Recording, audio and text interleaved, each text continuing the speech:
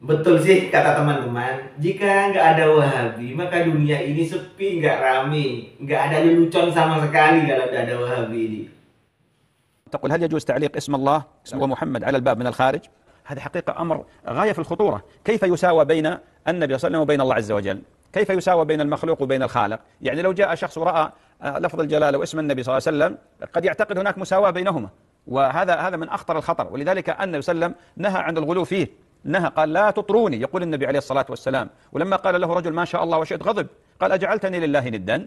فالمقصود بأن ما في داعي أن نعلق لفظ الجلالة هنا واسم النبي صلى الله عليه وسلم هنا، ما في داعي. يعني أين المخلوق عن الخالق؟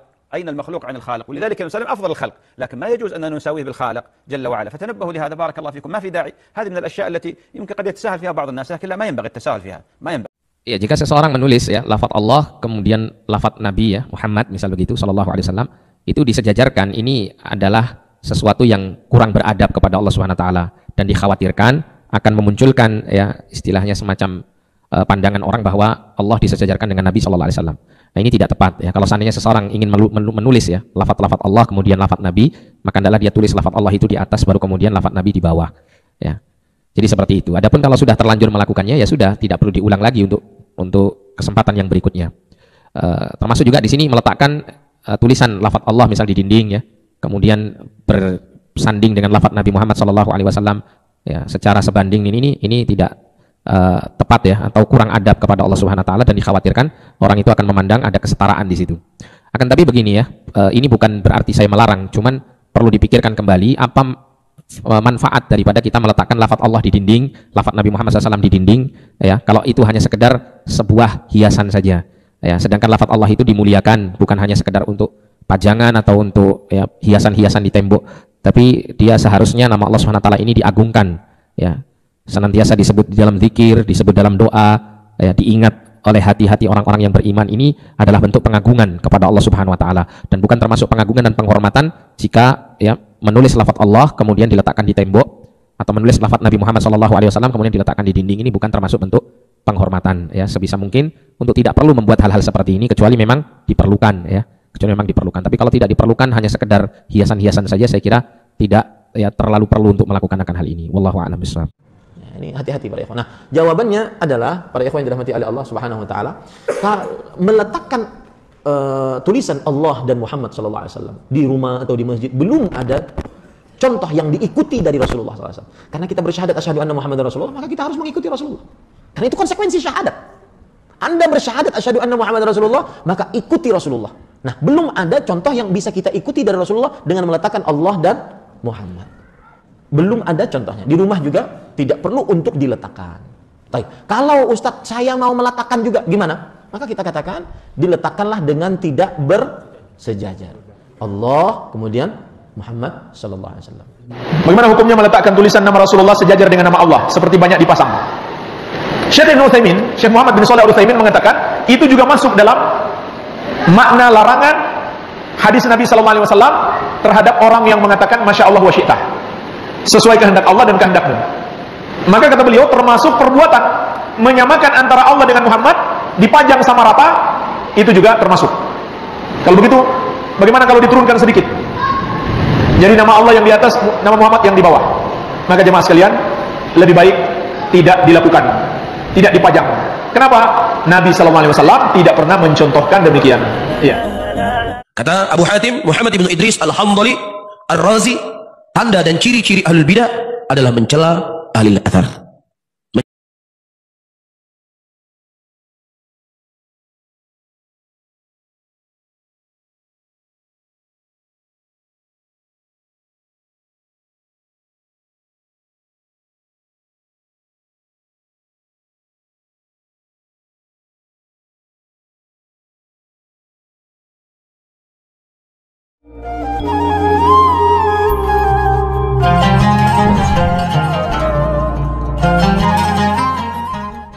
Assalamualaikum warahmatullahi wabarakatuh. Alhamdulillah, wassalatu wassalamu ala rasulillah wa ala alihi wa sahbihi wa mawala, amma ba'du. Sahabat-sahabat Aswaja, seluruh nadiin, para subscriber dan penonton semuanya tanpa terkecuali dimanapun berada, Semoga Allah Subhanahu wa taala senantiasa memberikan rahmatnya, taufiknya, hidayahnya, maghfirahnya, memberikan kelancaran rezeki dan kesehatan kepada kita semua. Amin Allahumma amin. Teman-teman, inilah contoh lagi kelucuan dari ulama-ulama, ustadz-ustadz Wahabi. Masalah kaligrafi saja, kalau Ustadz Yazid Jawas sudah pernah saya bahas sebelumnya, itu katanya memasang kaligrafi itu tidak boleh, tidak ada contoh dari Rasulullah. Tetapi anehnya di belakangnya malah bertebaran kaligrafi. Yang akan saya komentari saat ini salah seorang syekh di Arab Saudi, Syekh Dr. Aziz bin Farhan, dan juga beberapa ustadz-ustadz Wahabi di Indonesia ini.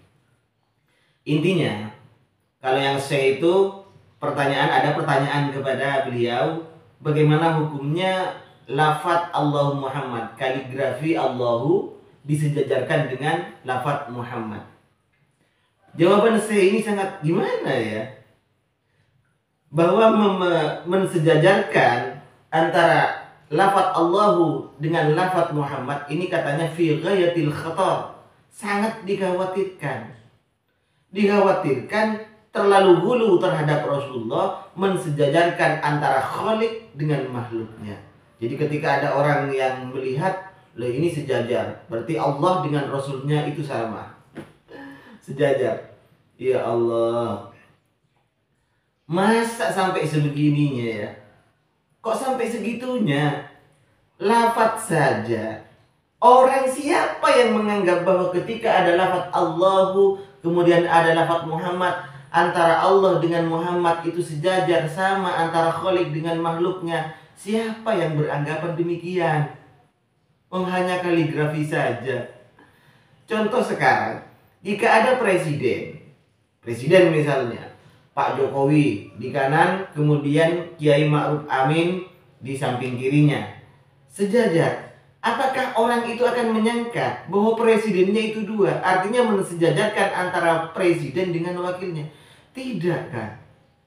Bahkan yang lebih lucu lagi, ustadz-ustadz Wahabi di Indonesia ini, itu katanya kalau mau terpaksa harus menulis Allahu Muhammad, maka Allahu di atas, kemudian Muhammad, lafadz Muhammad ini harus ke bawah turun sedikit.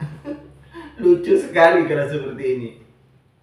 Jadi kalau Pak Jokowi di sini, kemudian Kiai Ma'ruf Amin di sini, biar tidak salah sangka orang, biar tidak sejajar antara Khalik dengan makhluk, maka Allah di sini, kemudian lafadz Muhammad di sini. Ini sangat lucu sekali.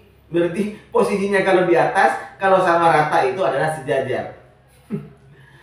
Terus kalau sekarang menteri, misalnya coba lihat sampai foto-foto kabinet, menteri itu yang statusnya sama.